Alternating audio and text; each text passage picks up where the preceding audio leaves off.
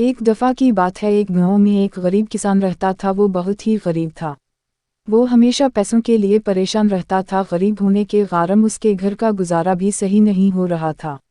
वो बहुत ज़्यादा परेशान रहता था और कहता था कि अपने बच्चों को कहाँ से रोज़ी खिलाऊं, और घर में उसकी बीवी भी उसको कहते। वो खेतों में घूम घूम कर जाता है, मगर इसे कहीं कोई काम नहीं मिलता। आखिरकार वो घर की तरफ जाता है। जब वो घर पहुंचता है तो अपनी बीवी से कहता है मैं बाजार जा रहा हूँ और वहाँ सेठ जी से कुछ न कुछ खाने के लिए लेके रहता हूँ, ताकि घर का राशन न जाए और घर का गुजर बसर भी हो जाए।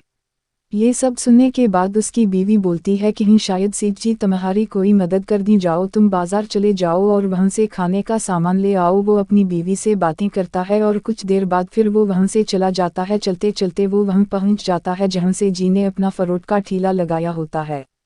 के लिए वहाँ जाकर सेठ जी को कहता है कि सेठ जी, मुझे ये फरोट खरीदने हैं, क्या आप मुझे ये 2 दिन के आधार के लिए दे सकते हैं? 2 दिन बाद मैं आपकी सारी पाई वापस कर दूंगा।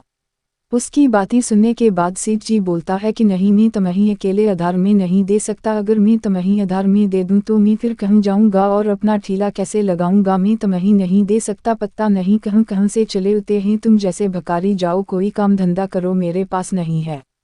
गरीब आदमी सेठ जी की सारी बातें सुनता है और उसको बहुत ही इशारे से कहता है कि बिचलरा फार्स किला में चले जाने दो, मैं तुम्हें बाद में इसकी कीमत अदा कर दूंगा। लेकिन सेठ ये बोलता है नहीं, इसे यहीं पर रख दो, मैं तुम्हें ये चीज़ें नहीं ले जाने दे सकता और मैं अपना गुजारा कैसे करूंगा? अगर तुम दे दूं, जाओ और कोई और काम देखो।